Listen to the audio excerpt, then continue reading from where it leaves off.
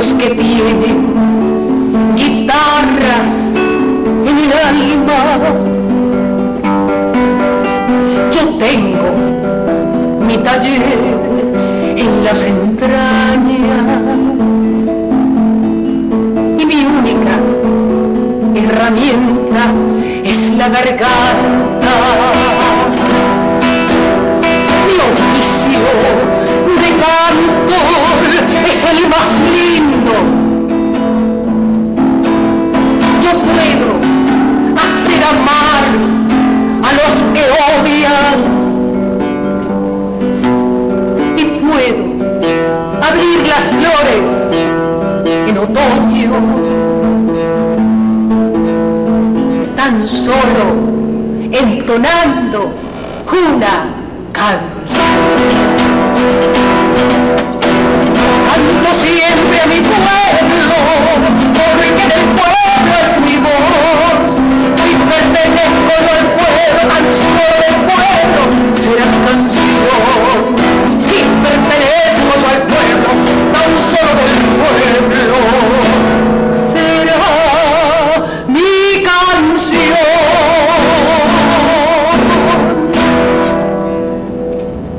Bueno, comenzamos con esta pasión de la canción de Yolanda Delgado. ¿De quién es ese tema? Ese es de Miguel Ángel Morel, argentino, una canción que popularizó Mercedes Sosa al lado del Quinteto Tiempo. Es una pieza muy de los albores del nuevo canto argentino, ese que se consolidó en Cosquín y que ha permitido que hasta hoy se tenga un movimiento vigoroso de la canción en Argentina. Ya que comenzamos por el mundo de la canción, vamos a detenernos allí para revisar todo lo que ha sido tu trayectoria y todo tu performance en este campo, ¿no? Bueno, creo que desde que tengo memorias, el canto me ha habitado. En el seno del hogar, la escuela del canto se hizo semanal, diaria, continua. El conocimiento sobre el canto popular latinoamericano, iniciándose en el bolero, iniciándose en el tango, con tíos, con sobrinos, con primos, se hizo escuela. Creo que una de las colecciones más importantes del bolero que tiene Venezuela se encuentra en la familia Delgado Cando. De hecho, Lili Rodríguez ha hecho varios trabajos al respecto y se hermanó con el tío Ángel, hermano de mi padre, que fuera director de Ediluz por mucho tiempo. Se hermanó con él para hacer bellísimos trabajos sobre la canción popular latinoamericana y la canción romántica. Por eso es que cuando Ali Primera nombró la canción como canción necesaria, y muchos vincularon la canción necesaria con la canción panfletaria o la canción política o la canción de militancia, para mí no fue tal, sino que la canción necesaria inmediatamente fue vinculada a la canción de identidad, a la canción de la memoria, a la canción amorosa, a la canción que nos habla de nuestra manera de sentir, de pensar, de amar, de danzar, ¿verdad? La canción necesaria es aquella que nos identifica. Y por supuesto, dentro de la canción necesaria es la canción que habla de nuestros asuntos cotidianos, de nuestros asuntos culturales, de nuestros asuntos sociales, de nuestra lucha permanente por una vida mejor, por la justicia social, y ahí se va desarrollando una canción necesaria que va muchísimo más allá de la canción militante. Como tú dices, Ali Primera le puso una definición, una identidad a la canción necesaria junto a otros cantautores venezolanos. Sí, por supuesto. Digamos de década del 70, aunque del perfume de una época, como lo diría Gloria Martín. Sí, aunque viene de años desde los 60, ¿no? En verdad la canción... Y te lo digo para nombrar a todos estos grandes figuras como Gloria Martín, justamente. Gloria Martín, fundamental. Lidia Vera, los Guaraguao. Los Guaraguao, el grupo Ahora, Eduardo Ramírez y Eduardo El grupo Ahora. Sí, el grupo Ahora era con Eduardo Ramírez. Sí. Y el grupo Guaraguao con Eduardo Martínez, creo que se llama. En fin, un movimiento muy hermoso, muy vigoroso, que surgió a la sombra de Alí Primera, porque Alí Primera, además de ser un gran cantautor y un gran cantor, fue sombra y cobijo, fue árbol que sostuvo un movimiento que acompañó las luchas del pueblo venezolano en la década de los 60, que fue una lucha voraz, tremenda, dura, llena de tortura y de muerte, pero Alí Primera lo convirtió en canto y en lucha y unificó el movimiento cantor en lo que llamó él la canción bolivariana y la canción necesaria. Por eso es que el discurso de Alí, su palabra, alimentó profunda y definitivamente el discurso de la revolución bolivariana y del propio comandante Chávez. Sí, Alí Primera tuvo capacidad, ¿verdad?, para convertir en esperanza una canción en una época en la que están todas estas referencias, ¿no?, que hemos mencionado acá.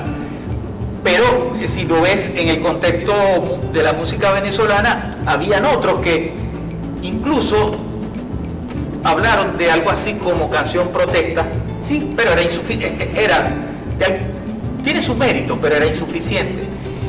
Víctor Jara tiene en una entrevista que le hicieron en Nicomedes Santa Cruz, la hizo en Radio Nacional de España, una entrevista que yo invito a escuchar con atención.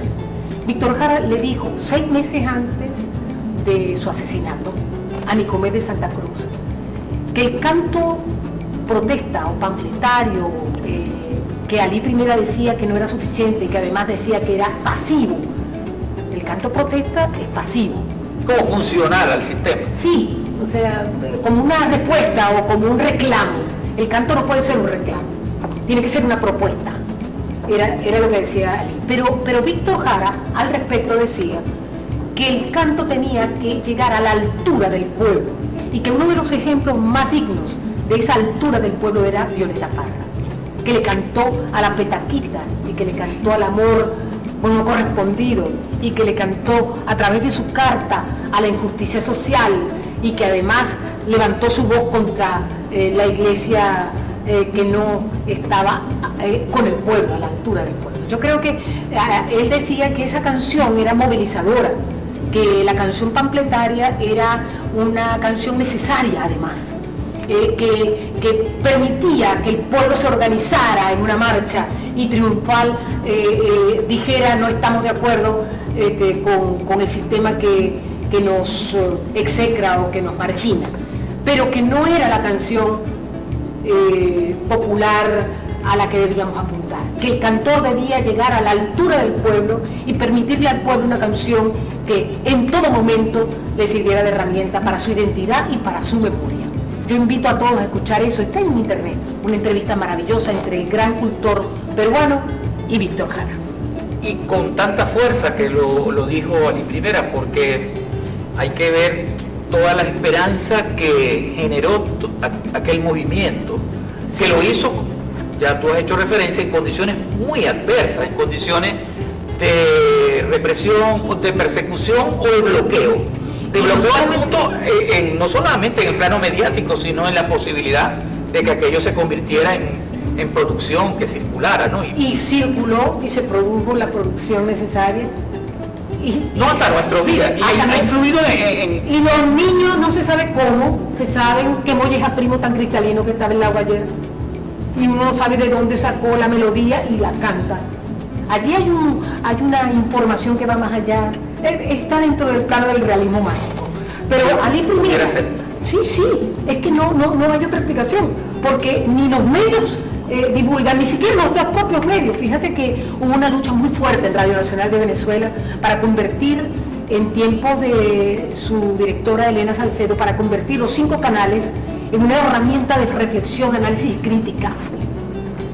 Eso fue un tiempo muy importante, donde pasión por el discurso entró en los lenguajes de la radio. Sí, afortunadamente. Sí, pero después se perdió empezó a perder. No, y entraron otros que tenemos que mencionar, por ejemplo, el profesor Vladimir Acosta, ¿no? Era un clásico de la mañana de los lunes. Yo tuve y la dicha, así otro. Orlando, yo tuve la dicha de armar la parrilla tanto del canal clásico como del canal informativo, con Daniel Hernández, Nora Castañeda, Mariclén Sterling, Carmen Elena Balbás, que acaba de dejarnos, Vladimir Lazo, Vladimir Acosta, Carlos Lazo, bueno, ya me acordaré, pero fue una parrilla extraordinaria. Hablamos de parrillas de programación matutina de la radio. Había un contrapunto entre la mañana de Radio Nacional de Venezuela Clásica y la mañana informativa, porque mientras Vladimir Acosta arrancaba el lunes, en el informativo arrancaba Daniel Hernández, y así había un contrapunto entre lo que era el análisis profundo en la radio cultural y el análisis informativo en la radio informativa. Y eso fue extraordinario porque allí se abrió la posibilidad de participaciones como la de tu programa, participaciones como la del programa de boleros de Humberto Márquez, que trataban de apuntar hacia una radio con sentido y con coherencia y con profundidad, y nunca una radio dadivosa ni propagandística, sino reflexiva. Y eso creo que se ha perdido un poco ese tono. Pero ya entramos en este campo de los radialistas apasionados. De los radialistas, ¿no? Apasionados. Y pues tú has ayudado a cultivar esto, a desarrollar este movimiento, no solamente con esa experiencia, sino con una presencia permanente a través del programa, ¿no? De México a la Patagonia. Sí. ¿Cuánto tiempo tiene el programa? Imagínate, nació en el 91. En Luz FM. En Luz FM. Arrancando Luz FM. Y ahí está. Y sigue allí. Ahora con estas plataformas. Sí, estuvo mucho tiempo en Luz FM hasta que llegó un director que consideró que era un programa inadecuado para la programación de la radio universitaria. Muchos programas salieron, muchísimos, muy pocos subsistieron, y luego la Radio Nacional de Venezuela permitió que se insertara desde el año 2005. Bueno, nosotros somos apasionados de este mundo del periodismo, de la comunicación. Tenemos que registrar la presencia tan potente que sigue teniendo la radio, sí. A pesar de las transformaciones multimediáticas, las nuevas plataformas, este mundo de internet, del multiverso. Sin embargo, estudios recientes en Venezuela están mostrando cómo la radio está ahí, todavía late en la cueva. La radio tiene un código, hay una pluralidad de códigos en la radio que permite cosas que no permite el internet. O sea, permite como un afecto, una cercanía. No solamente eso, sino que mientras estás haciendo otras cosas puedes estar escuchando la radio. En cambio el internet no te lo permite. Tú tienes que estar anclado ante el medio para poder realizar tu trabajo, bien sea virtual, bien sea audiovisual, pero la radio te acompaña. La radio se convierte en un personaje de tu vida. Y el trabajador del campo y el trabajador de la oficina puede estar, y el trabajador que está manejando su carrito, o aquel que se traslada de un lado al otro en su camión, puede estar al lado de la radio, no puede estar al lado de un medio virtual como de una pantalla. Sí, no. Allí el sentido de la audición capta hasta las imágenes que uno sabe producir bien a la hora de hacer radio. Por eso es que el apasionamiento por la radio va a permanecer. Creo que no hay ningún medio que pueda estar junto al trabajador, junto al ama de casa, junto al ser humano, sin anclarte y sin esclavizarte. Desde el punto de vista de la comunicación es una buena noticia, porque muchas veces se proclama el vencimiento y la desaparición de medios anteriores, y no ocurre así. Se produce más bien un relanzamiento y la radio sigue mostrando, repito, esa potencia que incluso no muestran otros medios tradicionales. Por el caso del periodismo impreso, los periódicos, es distinta la historia, no es así el caso de la radio. No es el caso, también es que el periódico... Incluso la televisión está sufriendo un poco porque por presencia de las otras pantallas y de las cableras le roban el espacio. Sí, pero la radio es una herramienta de difusión extraordinaria y también de organización extraordinaria. De comunicación permanente, ¿no? Y de permanente, o sea, las comunidades pueden organizarse en torno a una radio fácilmente, y no lo hacen a través de otros medios. La televisión es más compleja. Claro, si uno hace una mirada de lo que ocurre en el mundo radial venezolano actual, puede ubicar como muchas veces es desaprovechada. Porque sí, entonces, hasta para el tema de las canciones, de la música, se permite o se da espacio a otro tipo de canción más con fines mercantiles, comerciales. Porque como todo... Como que perdemos la oportunidad. Bueno, como todo, el mercado lo conquista, ¿no?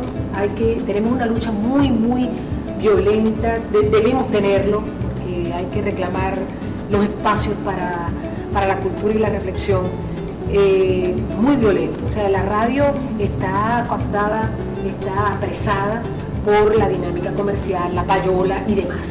O sea, es un sistema que impulsa la corrupción generalizada. ¿Ves? Y la radio no se escapa de eso. Sin embargo, cuando hablamos de la pertinencia de la radio como medio y como posibilidad, hay muchísimas más posibilidades en la radio que en otros medios. No sé si me explico bien, ¿no? Pero el mercado mantiene presa la radio de una mediocridad extrema. Claro, como uno habla desde una posición más esperanzadora, utópica, tiene que seguir proponiendo e insistiendo en que desde la radio haya opciones distintas. Sí, y se aproveche los espacios. Seguir, pero en eso creo que está fallando el Sistema Nacional de Medios Públicos. Y también está fallando la propia CONATEL. ¿Ves? Yo creo que allí hay un marco jurídico y hay un marco que nosotros hemos creado en Revolución que debería permitir el desarrollo de lo que están planteando. Sin embargo, estamos prácticamente entregados a unos lenguajes que nosotros mismos debemos adversar. Por ejemplo, ¿por qué la Radio Nacional de Venezuela en su sistema de medios no promueve la identidad y la memoria con el acento adecuado? Porque además está protegida, porque es el Sistema Nacional de Medios Públicos, no tiene por qué conceder ante el mercado. Hubo hace muy poco, mi compañero de vida y también de comunicaciones escuchó decir que no debían consultarle a ciertas personas sobre los contenidos de la radio, porque entonces se convertiría la radio en una radio muy cultural. Y hoy en día no, hay que mantener la radio bien vinculada a lo comercial para poder captar. ¿Crees que se puede captar la conciencia social a través de un medio que emite mensajes que tengan que ver con lo mercantil y lo banal? Yo creo que ahí tiene que haber un trabajo profundo. Nosotros estamos en Pasión por el Discurso y los invitamos a que se suscriban y nos ayuden a conformar esta comunidad de diálogo y de debate. Hoy estamos conversando con Yolanda Delgado, acompañado por Alirio Palacio, Premio Nacional de Artes Plásticas. Qué privilegio. Sí, todo un privilegio para todos nosotros, ¿no? Sí. Porque todo esto expresa una fuerza cultural necesaria para producir transformaciones y cambios sociales. Sin y ese duda. es el tema que te quiero consultar ahora, porque todo esto está en relación con la posibilidad de generar una fuerza con los símbolos suficientes, con la espiritualidad, la fuerza que incluso tuvieron algunos antepasados, como ya mencionamos, Ali Primera, en condiciones muy adversas, tuvieron la capacidad de generar como una corriente, una llama que nunca se apagó y que luego consiguió en otras épocas mucha mayor fuerza. Sin duda. Yo creo que... Es como una lucha de contrario, se decía en una época, ¿no? Cuando me refería en un principio de la conversación de qué es lo que define la canción necesaria o la comunicación necesaria o el ejercicio de una profesión de manera necesaria, qué es lo que define lo necesario. Por eso insisto en lo pertinente de la reflexión de Ali, cuando ante los que lo señalaban de ser un cantor protesta, él decía: ¿hasta cuándo esa mariquera de canción de que protesta y dejan bajo la mesa el meollo del problema?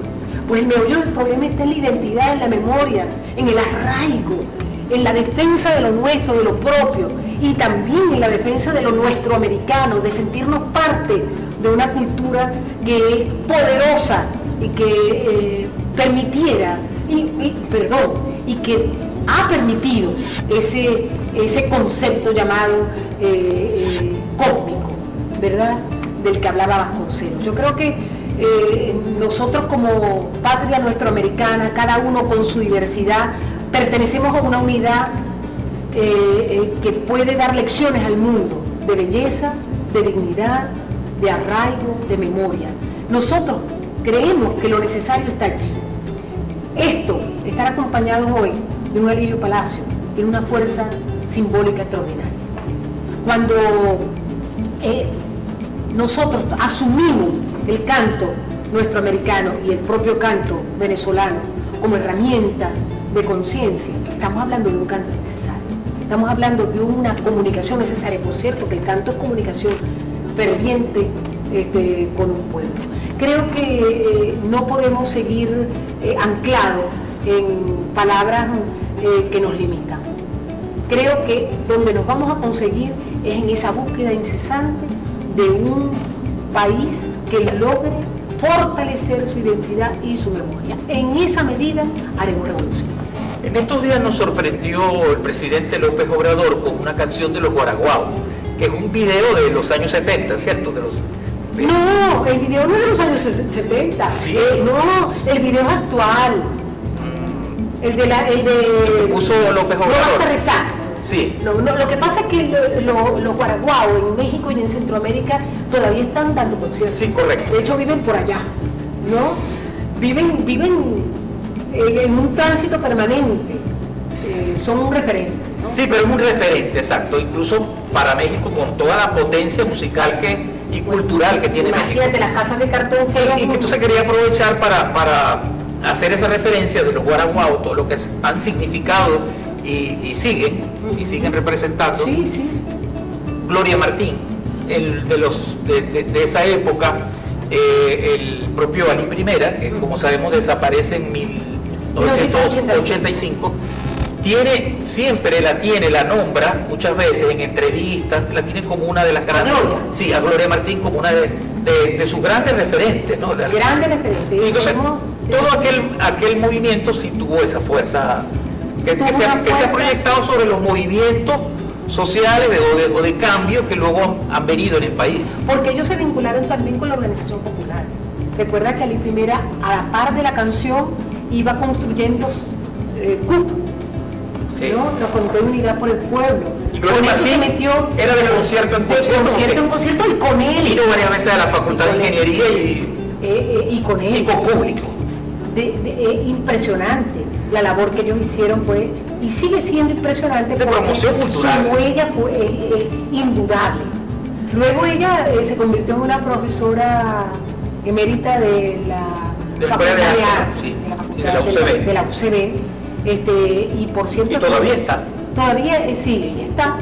Sí. Y nosotros la escuchábamos todos los domingos dialogando con Lilia Vera, siempre Lilia Vera, solo que a Lilia Vera también la sacaron de Radio Nacional de Venezuela, por razones que todavía no entiendo. Pero bueno, ella dialogaba con Lilia Vera todas las mañanas. Lilia Vera la llamaba o ella llamaba a Lilia Vera y hacían unas conversaciones a primera hora de la mañana que eran cátedra. Gloria sigue siendo un referente y bueno, habrá que cantarla siempre. Yolanda, todo lo que nos toca hacer, porque todo este proceso con esta fuerza identitaria y de memoria que tú has mencionado, todo esto sigue y ya estamos encontrándonos con generaciones actuales, sí, y con claro, todo lo que viene, ¿no? Claro. ¿Qué aportes, cuáles son los tics que se pueden hacer para todo este nuevo movimiento que está en desarrollo en Venezuela? Porque hay que verlo así también. Por supuesto. No, creo que en los últimos años se ha venido consolidando y creo que nació como semilla en Radio Nacional de Venezuela esta recuperación de los espacios para el canto popular venezolano. Sin duda, con Juan Carlos Núñez y el ensamble de Radio Nacional de Venezuela pudieron encontrarse voces como la de Amaranta, músicos como David Carpio,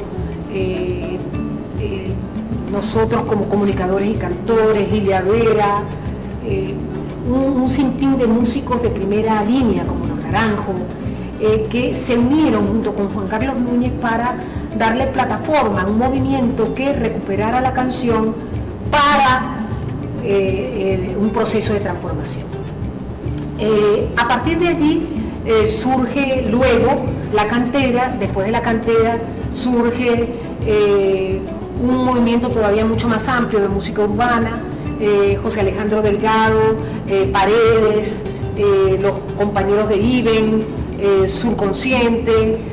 Todo este movimiento se ha venido desarrollando gracias a una plataforma que en la capital ha tenido con mayor fuerza, porque yo creo que en toda Venezuela hay un movimiento vigoroso del canto. Sin embargo, los merideños o los trujillanos, como Mestizo, que es una excelente propuesta, los falconianos, no gozan con el mismo empuje, porque todavía se mantiene ese poder centralista que para que un cantor pueda visibilizarse tiene que irse para allá y cantar con Leonel Ruiz o con Cecilia, ¿no?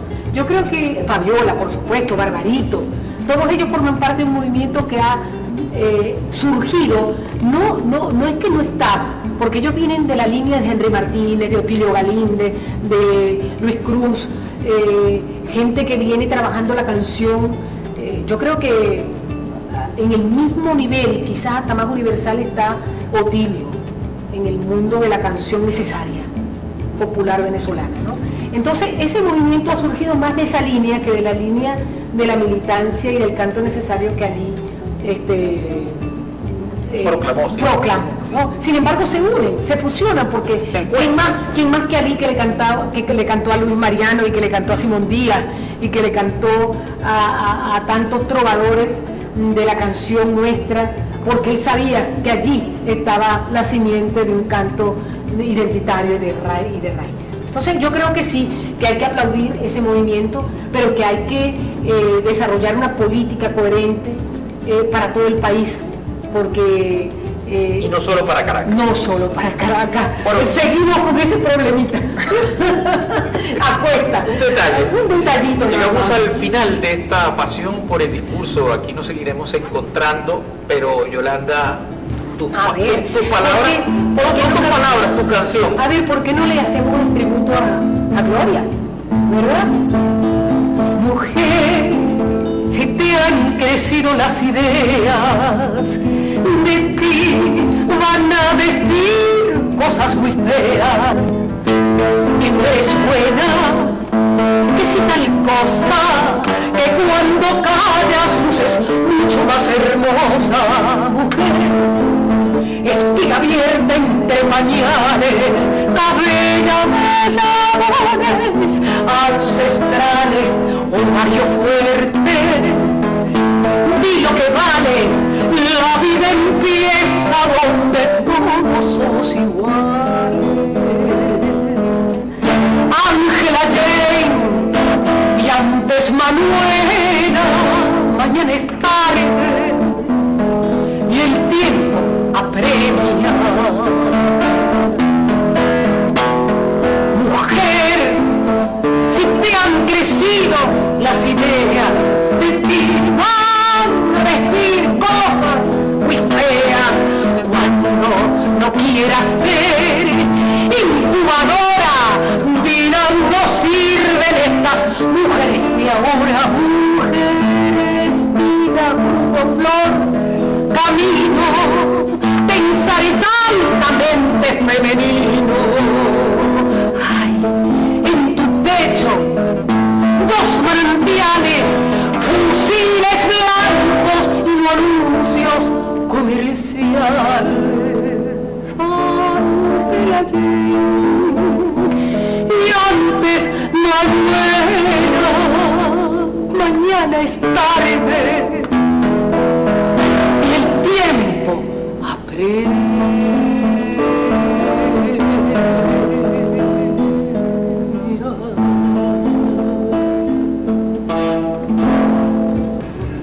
Bueno, gracias, Yolanda. No, gracias a ti.